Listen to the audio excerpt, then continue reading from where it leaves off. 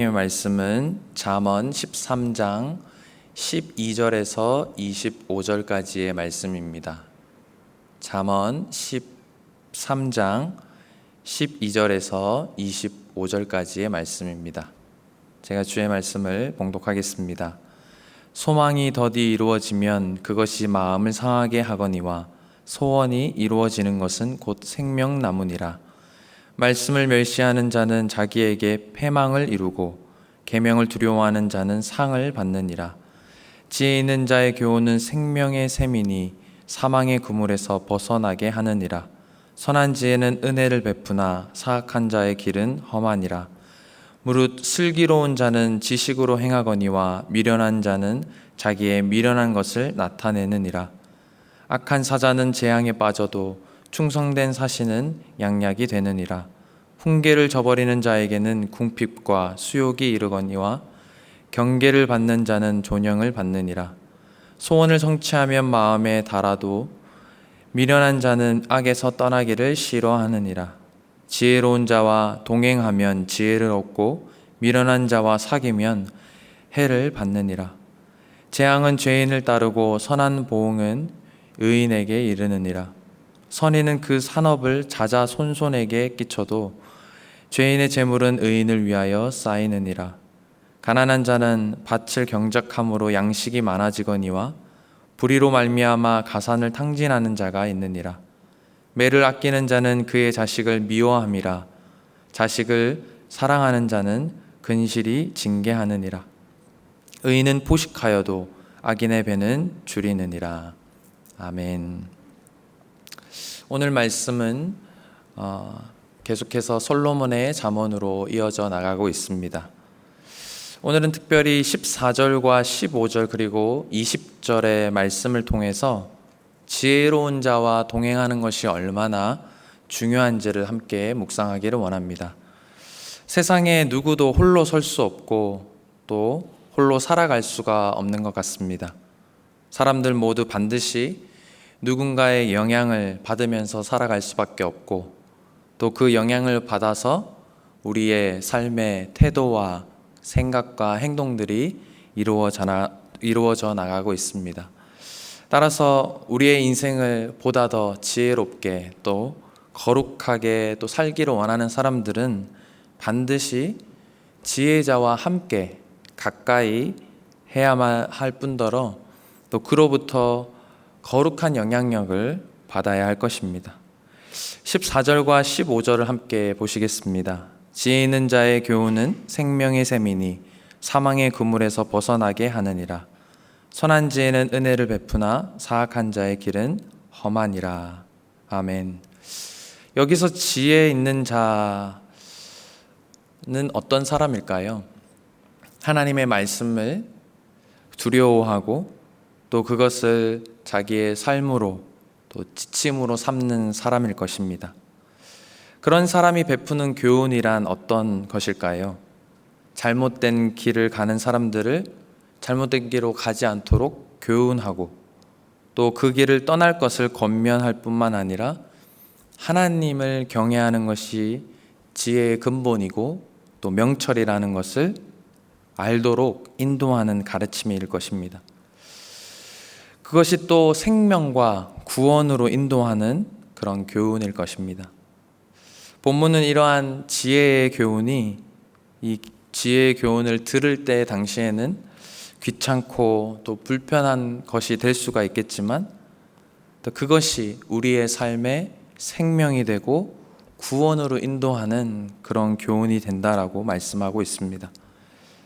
이처럼 이렇게 귀한 교훈, 하나님의 그 말씀을 붙들고 하는 그 교훈은 계속해서 솔로몬을 통해서 우리에게 말씀해 주고 있습니다. 이 솔로몬은 계속해서 그 말씀을 우리가 듣고 순종하는 자가 되어야 한다고 강조합니다. 하나님께서 그 큰 은혜를 베푸시고 그의 길을 형통하게 하시겠다고 약속하셨다라고 말씀하고 있습니다. 우리가 이스라엘의 역사를 보면 남유다 왕 중에 요시야 왕을 기억해 볼 수가 있습니다. 이 요시야 왕은 그의 조모 아달랴의 계략으로 모든 왕자들을 살육할 때에 구사일생으로 살아난 아하시아의 유일한 혈통이었습니다. 그는 성전에서 아달랴의 그런 눈을 피해서 6년간 지내야만 했습니다.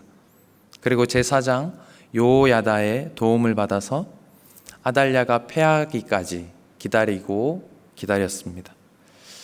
결국 아달랴가 패하고 왕위에 올라가게 되었는데요.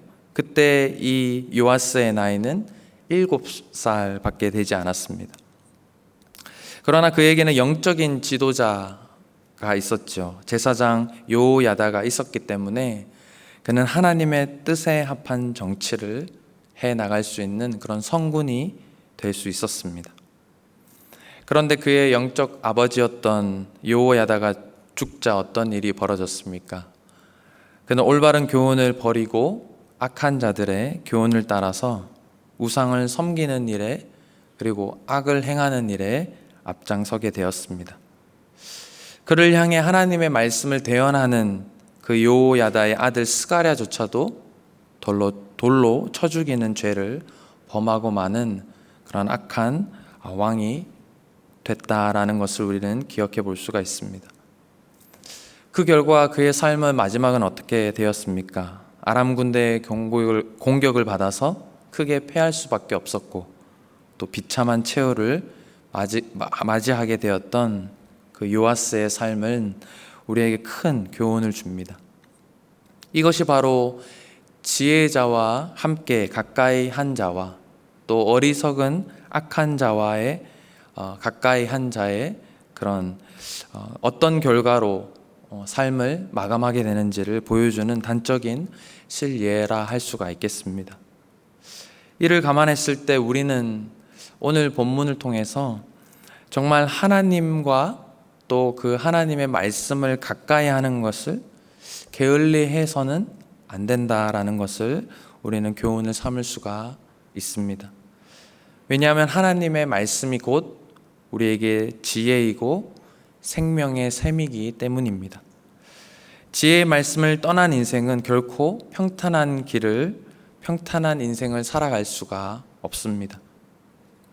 보다 궁극적으로 하나님의 구원을 성취할 수가 없기 때문입니다. 그렇기에 우리는 하나님의 말씀을 읽고 묵상하고 지켜 행함으로 말씀과 동행하는 삶을 살아야 할 것입니다. 그렇게 될 때 우리 앞에 놓여 있는 그런 음침한 사망의 골짜기와 같은 그런 상황 가운데에서도 그런 상황이 온다 할지라도 빛 대신 그 말씀에 인도함을 받아서 선한 길로 우리가 걸어가게 될 줄로 믿습니다. 그리고 두 번째로 우리는 지혜로운 자와 동행하는 것이 참으로 중요하다라는 사실을 오늘 본문 말씀에서 또한 다시 새기는 것 같습니다. 20절 말씀을 보겠습니다. 지혜로운 자와 동행하면 지혜를 얻고 미련한 자와 사귀면 해를 받느니라. 이렇게 말씀하고 있습니다. 여기서 동행한다라는 말은 단순히 길을 함께 걷는다라는 의미도 있지만 더 깊은 의미로 더 깊게 교감 속에서 교제를 나눈다라는 의미도 가지고 있습니다.